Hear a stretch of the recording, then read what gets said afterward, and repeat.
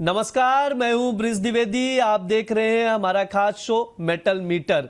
इस दौरान हम लोग तमाम मेटल्स पर बातचीत करते हैं। आज के सेशन पर अगर आप लोग नजर डालेंगे तो कॉपर, जिंक, लेड, एल्युमिनियम सभी मेटल्स में एक अच्छी खासी रिकवरी देखने को मिल रही है। सवाल यही है, क्या यहां से और मजबूती देखने को मिलेगी, यानी ये रिकवरी क्या मजबूती में कन्वर्ट होगी, तेजी देखने को मिलेगी?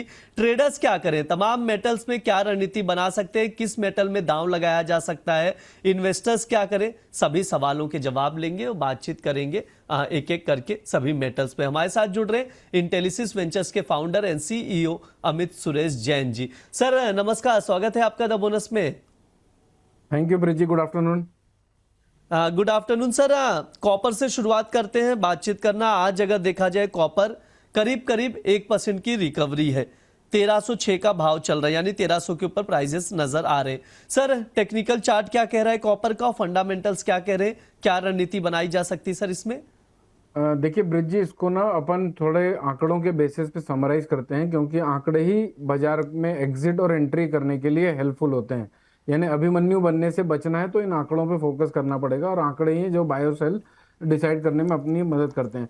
1306 रुपये का अभी भाव चल रहा है। मैक्सिमम अपसाइड 1330 रुपये। 1330 रुपये के ऊपर निकलता है, रुकता है, तो एक ट्रेंड सेटअप चेंज हो सकता है जो मीडियम प्रोस्पेक्ट से बेरिश हो रखा था। ऑन द कॉन्ट्ररी 1270 के नीचे निकलने पर फ्रेश मंदी ट्रिगर हो सकती है। तो अब हमारे पास दो जोन हो गए हैं, 1330 रुपए का और एक 1270 रुपए का। जब तक इन दोनों के बीच में है तब तक बाजार को सिर्फ साइडवेज ही समझ के चलना है, एज पर मी और इंटेलिसिस। तो 1330 के बाद एक फ्रेश तेजी, 1270 के बाद एक फ्रेश मंदी। ऑन द कॉन्ट्ररी जिंक की हमने बहुत बार बात करी है, जितने भी शोज किए हैं हर बार मैंने ये कहा है कि सारे बेस मेटल्स में जिंक एक स्ट्रॉन्ग खड़ा हुआ है, अनलेस एंड अनटिल 360 के नीचे ना चला जाए। उस समय 365 रुपए का भाव था, आज 376 रुपए का भाव है। तो जिंक सारे बेस मेटल्स में कंपैरेटिवली बेटर लग रहा है, और 372 रुपए के नीचे ना निकल जाए तब तक जिंक में फ्रेश मंदी ट्रिगर होने की संभावना कम है। 380 प्लस के भाव हम सूनर और लेटर देख सकते हैं। मेरी तरफ से कुछ रणनीतियां ब्रिज जी। अभी 1306 रुपए 15 पैसे का भाव चल रहा है कॉपर का। 1293 रुपए के अगर आसपास डिप मिलता है कोई डेटा आने के बाद, जैसे सीपीआई के डेटा रिलीज होंगे, आज भी डेटा है, कल भी डेटा है, मार्केट बहुत वोलेटाइल रहने की उम्मीद है आगे, तो डिप मिलते रहेंगे। तो यूफोरिया और इम्पल्सिव होके फोमो के चक्कर में बाजार में कूदे ना।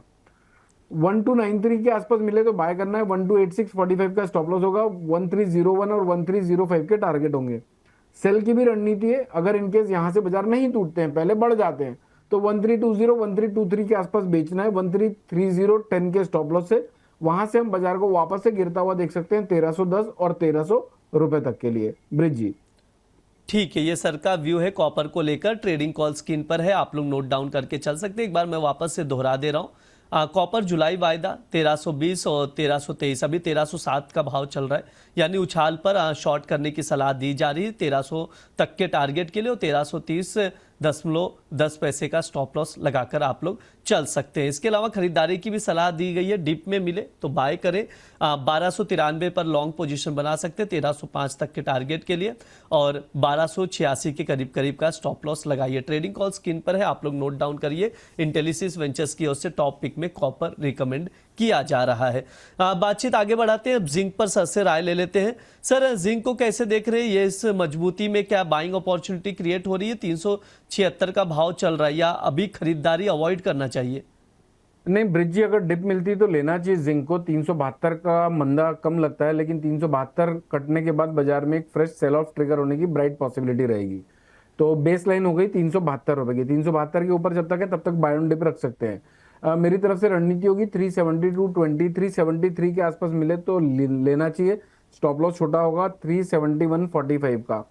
टारगेट होगा 375, 378 और प्रोबेबली 383 रुपए तक भी एक बार बढ़ सकता है।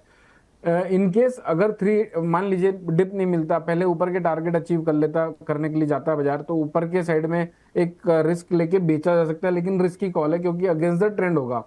381 382 के आसपास, 384.60 के स्टॉप लॉस से 377 और 375 के लिए बेचा जा सकता है।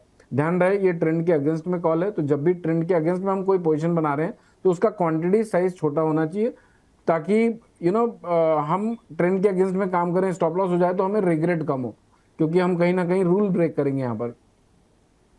ठीक है, ये सर का व्यू है जिंक को लेकर। ट्रेडिंग कॉल स्क्रीन पर है, मैं एक बार वापस से दोहरा दे रहा हूं, और जो सर बता रहे हैं उसके अकॉर्डिंग ही आप लोग रणनीति बनाइएगा। जिंक जुलाई वायदा 381 382 पर शॉर्ट करके चल सकते हैं, 375 तक के टारगेट के लिए 386 के करीब का स्टॉप लॉस लगाइए। इसके अलावा निचले स्तर पर यानी डिप में बाय करके चल सकते हैं आप लोग। ट्रेडिंग कॉल स्क्रीन पर है, 372 373 के लेवल पर लॉन्ग पोजीशन बनाकर चल सकते हैं, 378 का स्टॉप लॉस लगाइए।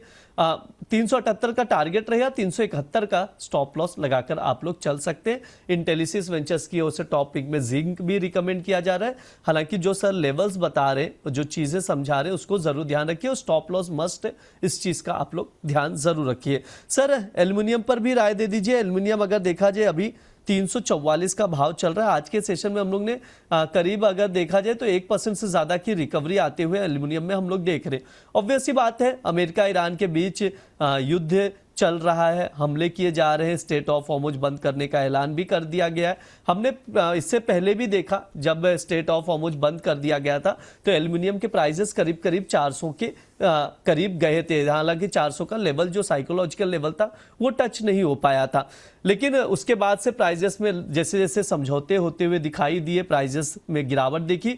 नो डाउट, क्योंकि स्टेट ऑफ हॉर्मुज से 9 से 10% एल्युमिनियम सप्लाई होता है, इसके वजह से उसका इंपैक्ट प्राइसेस पर दिखाई देता है। सर अभी 344 का भाव चल रहा है। सर टेक्निकल चार्ट क्या कह रहा है एल्युमिनियम का? क्या यहां पर कोई मौका बन रहा है खरीदारी या बिकवाली का, या अभी थोड़े समय के लिए अवॉइड करके चले? नहीं ब्रिज जी, मेरे ख्याल से ये एकदम सही रणनीति होगी कि हम बाजार से थोड़ी दूरी बना के रखें, और उसकी वजह सिंपल है, बाजार की रेंज बहुत बड़ी है। यानी यहाँ से अगर बाउंस आते हैं तो 357 358 तक भी पॉसिबल है, लेकिन अगर डिप आता है तो 330 और 326 रुपए का भी लेवल टेस्ट हो सकता है। तो जब मालूम है कि तलवार में दोनों तरफ धार है, तो बेटर ये है कि एक तरफ बाजार को बढ़ने या फिसलने दीजिए, उसके बाद एंट्री करिए। क्योंकि यहाँ पर अगर आप कुछ भी करते हैं, आपका यहाँ पर लक फैक्टर ज्यादा हो जाएगा कि भाई आपने खरीदा और बाजार बढ़ गया तो लावमाल हो गया, आपने बेचा बाजार यहीं से टूट गया और लावमाल हो गया तो अलग बात हो जाएगी। तो बाजार में दोनों तरफ जगह है बढ़ने और घटने की, तो बेटर ये है कि वेट एंड वॉच करिए। बाजार बुढ़ा नहीं होता, बुढ़े हम होते हैं। एक दो मूवमेंट छूट भी जाएगी तो कोई दिक्कत वाली बात नहीं है, लेकिन कम से कम खाते में पैसा सुरक्षित रहना चाहिए। बचेंगे तो लड़ेंगे। जी बिल्कुल, बचेंगे तो लड़ेंगे। सर निकेल और लेड भी ट्रैक कर रहे हैं सर, कोई व्यू है आपका? लेड देखिए ब्रिज जी, अगर कोई बाउंस आता है तो मुझे लगता है बेस मेटल्स में सब जगह ये डेड कैट बाउंस ही है, तो 194 का मंदा इमीडिएटली लगता नहीं है। लेकिन ऑन द अपसाइड 203 रुपए 80 पैसे तक भी बढ़ सकता है। 203 रुपए के आसपास मिले तो वहां पर 205 रुपए के ऊपर के स्टॉप लॉस से सेलिंग इनिशिएट करी जा सकती है, और वहां से रिस्क रिवॉर्ड 1:3 1:4 का एक्सपेक्ट कर सकते हैं। ऑन द कॉन्ट्ररी, अगर 195 के आसपास डिप मिले तो 193 के नीचे के स्टॉप लॉस से 200 और 202 के टारगेट के लिए खरीदारी भी कर सकते हैं ब्रिज जी। और निकल को मैं ट्रैक करता नहीं हूँ, और मुझे नहीं लगता कि बोनस परिवार में कोई भी ऐसा होगा जो निकल में ट्रेड करता होगा, अनलेस एंड अनटिल कोई फिजिकल का व्यापार करता हो। सर एक आखिरी सवाल रहेगा, वैसे हम कभी पूछते नहीं कि ऑप्शंस को लेकर कोई सर किसी भी एक भी मेटल में कोई ऑप्शन की भी स्ट्रैटेजी बन रही है क्या आपकी तरफ से कुछ ऐसा? लिक्विडिटी बहुत कम है, यानी आप बायर और सेलर के बीच में डिफरेंस देखेंगे तो ही ₹2 का डिफरेंस होता है। तो ऑप्शंस में मेटल्स में ना जाकर गोल्ड सिल्वर के और क्रूड के ऑप्शंस में नजर बना सकते हैं। इनफैक्ट नेचुरल गैस का भी ऑप्शन अच्छा है। ठीक है सर, हाँ शुक्रिया सर। एक बार जी, यहाँ क्या होता है ना, ऑप्शन में अगर आपने खरीदारी कर ली और आपको फिर कोई बेचने वाला नहीं मिल रहा है तो फिर तकलीफ हो जाती है, सीधे उसको सेटलमेंट करना पड़ता है एक्सपायरी में। एग्जैक्टली, पोजीशन ही फंस जाएगा कंप्लीटली। राइट जी सर, समय भी हो चुका है, प्लीज डिस्क्लेमर दे दीजिए। ब्रिज जी, मेरी पर्सनल पोजीशन कहीं कुछ नहीं है। हो सकता है हमने अपने क्लाइंटों के साथ same strategy, same mindset, same calls share किए हुए हो। आप जो भी पोजीशन बनाते हैं, मेक श्योर आप अपने फाइनेंशियल एडवाइजर से संपर्क करने के बाद ही कोई निष्कर्ष में आते हैं। पास्ट परफॉर्मेंस फ्यूचर परफॉर्मेंस की गारंटी नहीं कभी दी है और नहीं कभी देगी। तो आप अपनी पोजीशन साइजिंग को मेंटेन करके रखिए और लड़ते रहिए और बचते रहिए। बचेंगे तो ही हमें देखेंगे। जी सर बिल्कुल, हाँ, बहुत बहुत शुक्रिया सर आज की चर्चा में जुड़ने के लिए। Thank you Brij ji.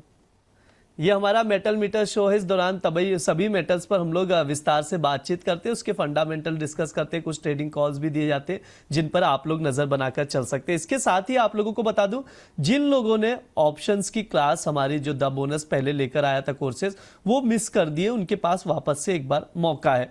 Amar Ujala the bonus और कमोडिटी समाचार सिक्योरिटीज एक बार फिर से जो भी ज्वेलर्स है, एमसीएक्स ट्रेडर्स है, उनके लिए 3 अगस्त से सोमवार से शुक्रवार रात 9 बजे 1 महीने की मास्टर क्लास लेकर आ रहे हैं।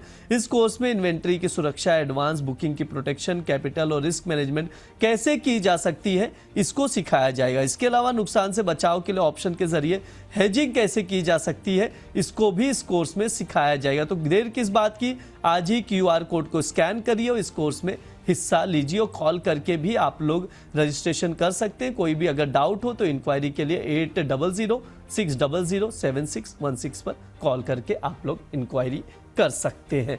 फिलहाल के लिए इस शो में इतना ही रहेगा। आप लोग बने रहिए द बोनस के साथ। धन्यवाद।